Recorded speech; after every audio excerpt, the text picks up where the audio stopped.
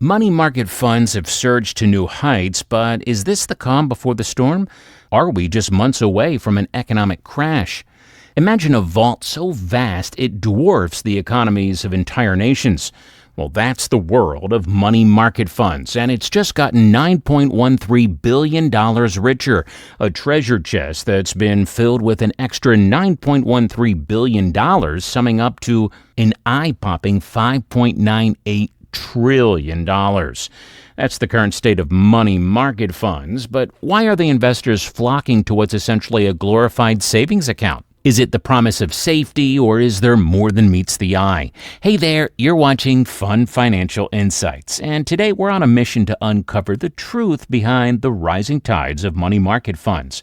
Is it a safe harbor in the brewing economic tempest, or is it a siren's call luring investors toward hidden rocks? As of April 22, 2024, the average money market account rate stands at 0.59%, but savvy investors have spotted opportunities with rates soaring above 5.00%. That's right, you heard me, over 5%. To put that into perspective, if you had $10,000 in a money market account with a 5.12% APY, you'd earn $524.19 in interest over a year. Compare that to the same amount at the average rate, and you'd only pocket $66.20. Now, these numbers are unprecedented. Investors are not just looking for a safe haven, they're looking for a yield. And with the Federal Reserve's current stance, these high-yield money market accounts are becoming increasingly attractive. But it's not just about the yield. The money market is a beacon of liquidity and safety, especially in times of uncertainty. With the ability to access funds through checks and debit cards, it's no wonder investors are flocking to these accounts. Now, let's take a step back in time. How does this compare to previous years? Just last year, the average money market rate hovered around 0.66%, and the year before that, it was even lower. The trend is clear. As the Federal Reserve tightens its grip, the money market responds in kind. Investors have traditionally sought shelter in the safe haven of money markets. But how does the current increase in money market funds stack up against previous downturns? During the Great Recession of 2007 to 2009, we saw a significant flight of liquidity. The money market funds peaking at nearly $3.8 trillion in January 2009. Fast forward to the COVID-19 recession, and we observed a similar pattern with assets in these funds reaching $4.67 trillion in May 2020. The current levels of money market funds at nearly $6 trillion dwarf those seen in previous downturns. But it's not just the scale that's different, it's the speed of the increase. In just 1 week, we've seen an influx of $9.13 billion. To put this into perspective, let's compare the rate of increase. So, during the 2008 financial crisis, money market assets grew by approximately $900 billion over several months. Today, we're seeing billions flow into these funds weekly. So, what can we learn from this? While history doesn't repeat itself, it often rhymes. Pay attention. I'll share the key lessons from this before the end of this episode. Now, what exactly is the money market, and why is it often equated with cash? Well, let's find out. The money market is a financial hub where short-term debt instruments are traded. These instruments include treasury bills, commercial paper, and certificates of deposit, all with maturities typically less than a year. It's a place where governments, businesses, and financial institutions manage their short-term cash needs. For individual investors, the money market can be assessed through money market accounts and money market mutual funds. These accounts offer higher interest rates compared to traditional savings accounts, making them an attractive option for earning a return on cash that's not needed immediately.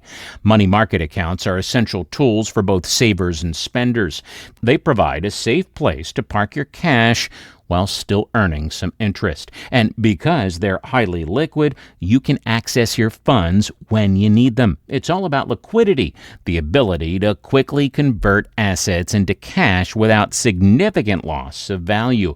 In fact, money market fund shares aim to maintain a stable value of $1 per share, making them as reliable as cash for investors. Hey, don't sail away just yet. We've got some groundbreaking insights coming up that you don't want to miss. Have you ever wondered what's really driving the surge in money market funds?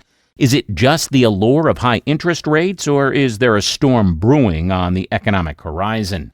Stick around as we uncover the factors leading to this financial phenomenon and what it could mean for your investment strategy. If you're finding value in our deep dive, be sure to smash that like button, subscribe to our channel, and ring the bell to stay updated on all our latest financial episodes. As we continue our financial journey, let's look at the factors swelling the coffers of money market funds. Why are these funds experiencing such a meteoric rise in assets? Interest rates. Let's talk about them. See, in the past year, we've seen the Federal Reserve hike rates, leading to a surge in the yields offered by money market funds. As of April 2024, the average yield on these funds is an impressive 5.14%, a stark contrast to the paltry 0.47% offered by average savings accounts. In today's environment, higher interest rates are a game changer. Investors are always looking for the best return on their cash, and right now money market funds are where it's at. They're not just parking their money, but putting it to work. And it's not just about the returns. Money market funds are synonymous with safety and liquidity. They invest in highly liquid, near-term instruments like U.S. Treasuries and commercial paper, which means investors can access their funds quickly and with minimal risk. But why is liquidity so important? In uncertain times, having quick access to your cash is crucial. It's like having an emergency exit in a building, right? You hope you never need it, but you're glad when it's there. Let's talk about the federal funds rate and its impact. So this is the interest rate at which depository institutions, think banks and credit unions, lend reserve balances to each other overnight. It's like the secret handshake in the financial playground.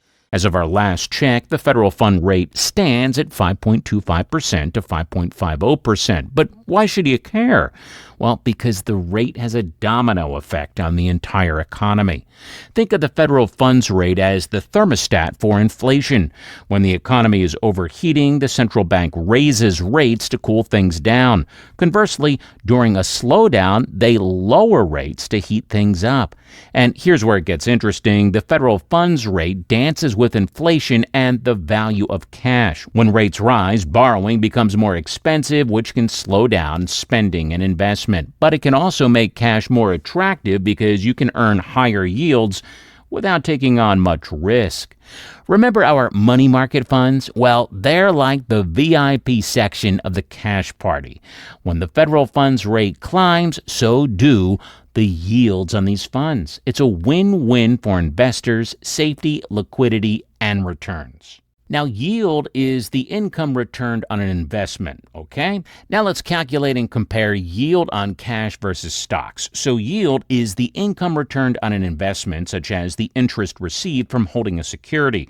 It's usually expressed as a percentage based on the investment's cost, current market value, or face value. Calculating yield on cash is pretty straightforward. The formula is the annual cash flow from the investment divided by the amount of cash invested.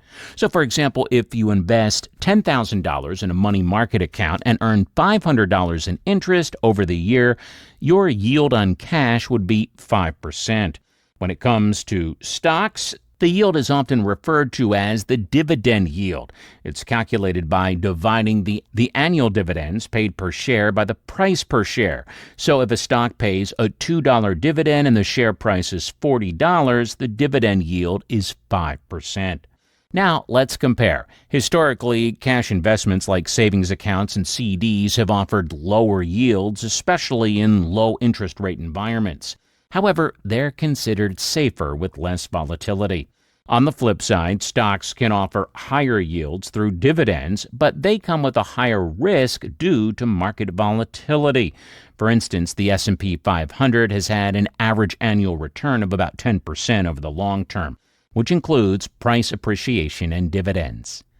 Price comparison between yield on cash and yield on stocks. So let's take a trip down memory lane and examine the historical dance between the yield on cash, and the yield on stocks. And what does this tango tell us about investor behavior in the stock market? Well, looking back over the decades, we've seen a fascinating interplay between the yields on cash investments like treasury bills and the stock market. For instance, during the high inflation period of the late 1970s and early 1980s, cash yields soared, with T-bills reaching double-digit returns. In contrast, the stock market was volatile, with the S&P 500 experiencing significant fluctuations. Yet, despite the attractive yields on cash, the allure of potentially higher returns kept investors engaged with stocks. Fast forward to the post-2008 financial crisis era, and we've seen a prolonged period of historically low interest rates. This environment pushed yields on cash down, nudging investors toward stocks in search of better returns. Now, this shift in investor behavior is known as reaching for yield. When the returns on safe assets are low, investors tend to take on more risk to achieve the yields they desire. Understanding this difference between the risk and reward attached to cash and stock, what can we learn from what experts have to say? Okay, so what do the titans of investing have to say about this? Well, Warren Buffett, the Oracle of Omaha, advises to be fearful when others are greedy and greedy when others are fearful. This could translate to holding more cash or cash equivalents when the market is overvalued and being ready to invest when prices drop. With the wealth of information we've covered, you might be wondering, how does this all apply to my investment strategy? Well, fear not. Like I promised, let's connect the dots and set a course for your financial future. Here are 3 key takeaways to navigate the waters ahead. Strategic planning. Firstly, consider the role of money market funds in your portfolio. With an average yield of 5.14%, these funds offer a compelling alternative to traditional savings accounts, especially in an environment where the average savings account yield is a mere 0.59%. Portfolio diversification. Secondly, diversification is your ally. While money market funds provide stability, don't forget to balance your portfolio with a mix of assets. This can include stocks, bonds, and real estate, each offering different levels of risk and potential return. Financial goals. Lastly, align your investments with your financial goals. Short-term objectives may benefit from the safety and liquidity of money market funds, while long-term goals might require the growth potential of stocks or other assets. As you plot your investment strategy, keep in mind the 3 pillars we've discussed, all right? The allure of money market yields, the power of a diversified portfolio, and the significance of aligning with your financial goals. Take the insights from today's episode and adapt them to fit your personal narrative. And remember, the best time to start investing was yesterday. The next best time is today. If this video has been helpful to you, remember to like, share, and subscribe for more valuable content, and let us make informed financial decisions together to unlock the keys to a brighter future. May your investments flourish and your financial future be bright.